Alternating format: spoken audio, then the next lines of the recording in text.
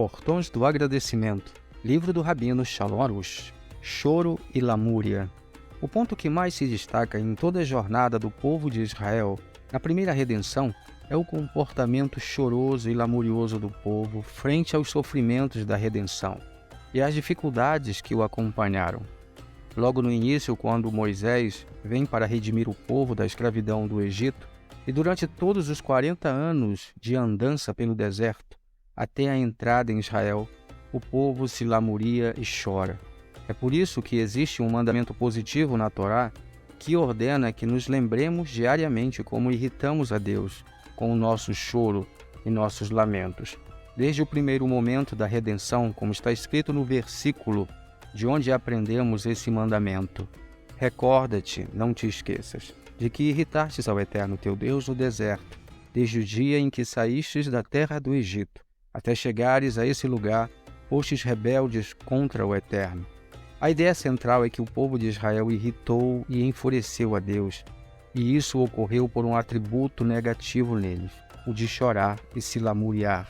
Qualquer um que analisar com cuidado os trechos que falam da saída do Egito, verá que a Torá repete, vez após outra, como o povo reclamou das mais diferentes situações frente aos desafios pelos quais passaram. Vamos citar alguns exemplos. O primeiro exemplo ocorre logo no início da redenção, quando Moisés pede pela primeira vez ao faraó que ele deixe o povo de Israel partir. O faraó se torna ainda mais severo, e o povo imediatamente se rebela contra Moisés e Arão, culpando a eles por estarem fazendo o povo sofrer, como está escrito, olhe o Eterno para vós e julgue, porque nos fizestes odiosos aos olhos do faraó e aos olhos de seus servos, para dar-lhes uma espada em suas mãos para matar-nos. Êxodo 5:21. Não bastasse o fato de não agradecerem a Moisés, que lutava por sua redenção, e que fora ao faraó pedir para que eles fossem libertados do Egito, eles ainda o culparam pela dificuldade do trabalho. Se eles tivessem pelo menos um pingo de gratidão, veriam os esforços e empenho de Moisés e agradeceriam, entendendo que seria mais do que natural que o faraó não quisesse libertar seus escravos, por serem uma mão de obra boa e gratuita. Por acaso eles pensaram que o faraó teria pena deles, assim tão fácil, e diria para Moisés, ok, está bem, podem partir?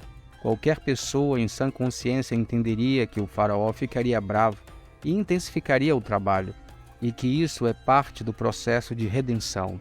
Essa falta de gratidão e incapacidade de olhar a situação pelo lado positivo é o próprio motivo pelo qual a diáspora é tão difícil. Se eles tivessem se fortalecido desde o início frente ao bem que lhe estava sendo feito e tivessem agradecido a Moisés, em vez de reclamar, teriam sido imediatamente redimidos. O próximo exemplo ocorre quando a redenção já começou. Depois de uma série de milagres maravilhosos, quando o povo de Israel saiu do Egito por cima, viram que o faraó vinha atrás deles e reclamaram. Foi porque não havia sepulcros no Egito que nos tomaste para morrer no deserto? Que nos fizeste ao tirar-nos do Egito? Acaso não foi isso que te falamos no Egito, dizendo, deixa-nos e serviremos aos egípcios? Pois é melhor para nós servir aos egípcios do que morrer no deserto. Êxodo 14, de 11 a 12. É bastante óbvio que a situação deles era difícil, e eles estavam assustados. À sua frente estava o mar, e atrás deles os egípcios. Mas também é óbvio que tudo havia sido planejado pelo Criador, que sabia da dificuldade e do medo que eles sentiriam, e que queria isso, que eles passassem por essa provação. Toda a diferença entre passar pela provação e falhar nela consistia unicamente em serem gratos e reconhecidos. Tudo dependia de olhar a situação pelo lado positivo ou se desesperar diante dela. Deus nos livre. E a capacidade de ser grato e reconhecido não depende de nenhuma elevação espiritual, mas sim de algo muito básico e fundamental. Bastava ser humano para poder ser agradecido e não esquecer de todas as benesses que Deus havia feito até ali por meio de Moisés, seu servo. Uma pessoa não deve esquecer jamais algo de bom que foi feito para ela. Assim, o povo de Israel precisava ter lembrado de quantos milagres e maravilhas Deus fez para eles, com as 10 pragas, etc. como Moisés lutou, se esforçou e deu tudo de si para a redenção. Aliás, o próprio Moisés estava correndo riscos.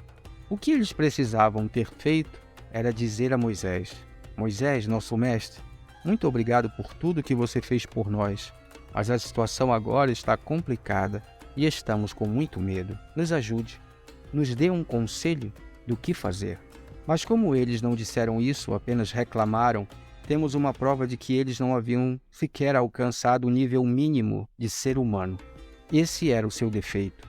Mas se disséssemos que não era possível exigir esse tipo de fé tão perfeita do povo de Israel, a ponto de acreditar que o mal era bom, e que esse é um nível muito elevado para eles em um estágio tão primordial da redenção, logo após a saída do Egito, tendo em vista que eles estavam afundados até então nos 49 níveis de impureza, em uma enorme situação de ocultamento divino, ainda assim era possível exigir gratidão e a capacidade de dizer muito obrigado. Ou pelo menos não reclamar, não desvalorizar o bem que Moisés fizera para eles. Afinal de contas, eles viram com os próprios olhos os tremendos esforços que Moisés fez por eles o tempo todo durante o período das pragas. Aqui também é preciso dizer que se o povo fosse capaz de sobrepujar sua pequenez e ingratidão e agradecer a Moisés por tudo o que Deus fez por eles por seu intermédio, eles teriam visto milagres e maravilhas impressionantes. Mas o que eles disseram? Pois é melhor para nós servir aos egípcios. Esse é um aspecto do ser humano, de não ver a escuridão, a mentira na qual ele se encontra. É por isso que ele se submete a viver uma vida de escravidão. Se eles tivessem pelo menos alguma conexão com a verdade, concluiriam, sem sombra de dúvidas, que o oposto era verdadeiro, que era melhor morrer 1000 vezes do que continuar a viver na mentira e na servidão em que viviam. E mais do que isso, se eles tivessem um pingo de gratidão, entenderiam que era muito melhor morrer 1000 vezes a desprezar o bem que Moisés havia feito. Se eles encarassem as coisas desse modo, do ponto de vista da verdade, e com um mínimo de gratidão, saberiam que Moisés fez apenas o bem para eles, e que aquele sofrimento que estava ocorrendo não era culpa dele, era apenas um teste para eles, para ver se eles reconheceriam o bem ou desprezariam. Deus nos livre. Próximo exemplo. Depois da abertura do Mar Vermelho, o povo andou por alguns dias e não havia água, até que eles chegaram a um lugar chamado Mará. Ali havia água, mas a água era amarga e, portanto, impossível de beber. O que está escrito nesse momento? E queixou-se o povo contra Moisés, dizendo: Que beberemos? Êxodo 15, 24. Eles precisavam ter dito: Obrigado por tudo que você fez por nós até agora. Por favor, reze por nós para que tenhamos água. Mas por que eles se queixaram? Porque eles não tinham nenhuma vontade de sair do exílio e da diáspora. Eles não queriam sair da escuridão e do ocultamento divino para um local de vida e fé. Eles saíram a contragosto, como se estivessem fazendo um favor a Moisés. Sendo assim, tudo o que não acontecia conforme o que eles queriam era motivo para reclamação. Nós te dissemos, não tire a gente daqui. Nós te fizemos o favor de sair de lá. E agora olha o que você faz conosco. É isso que ocorre quando uma pessoa não deseja algo de verdade. Ela não está disposta a abrir mão de nada. E diante da primeira dificuldade busca em quem colocar a culpa, renunciando a qualquer responsabilidade pessoal. Essa é, na verdade, a própria definição do termo exílio ou diáspora. A pessoa não quer a verdade e está disposta a abrir mão de um objetivo na vida desde que tenha paz, desde que tenha comida e bebida. Ela acha que quando tiver todos os seus desejos satisfeitos e toda a paz do mundo, será livre. Mas não é assim que funciona. A verdadeira liberdade ocorre quando a pessoa quer cumprir a sua missão e alcançar o seu objetivo.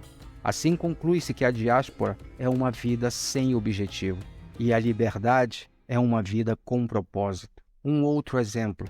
Depois de Moisés adoçar as águas, o povo chega ao deserto de Sim, onde também reclamaram, como está escrito, e toda a congregação dos filhos de Israel queixou-se contra Moisés e contra Arão no deserto. E os filhos de Israel disseram-lhes: Quem nos dera morrer na mão do Eterno na terra do Egito, quando estávamos sentados junto às panelas de carne, quando comíamos pão a fartar, e foste nos trazer a esse deserto. para matar de fome toda essa congregação. Êxodo 16, de 2 a 3. Novamente é possível ver como eles estavam prontos a abrir mão da redenção só para encher a barriga. A verdadeira redenção é aquela mencionada na Misná: pão com sal comerás, e água contada beberás, e sobre o solo dormirás, etc. Só essa é a verdadeira liberdade, quando a pessoa se sente viva por seu objetivo. Só uma pessoa assim é verdadeiramente livre, pois ela não é escrava das necessidades do seu corpo e não precisa ficar se ocupando com os seus desejos o tempo todo. Se tudo que uma pessoa busca é alimentar o seu lado físico e o seu corpo, que nada mais é do que vaidade e futilidade, ela está escrava do corpo, que é passageiro e que vai se decompor. Não existe escravidão mais dura do que essa. No entanto, o que causa mais sofrimento a Deus, mais do que fazer coisas erradas, é não se comportar como ser humano. Os seres humanos reconhecem o bem que lhes é feito. Ok, não faz mal se uma pessoa for materialista e estiver preocupada apenas com os desejos do corpo. Que assim seja, se ela não quiser ser livre, mas que pelo menos diga obrigado. Depois, ela pode dizer: Deus, está difícil, olha para mim, etc. Além de tudo, não mencionamos o fato de que no Egito o povo trabalhava muito duro, um trabalho forçado, para poder satisfazer os desejos corporais.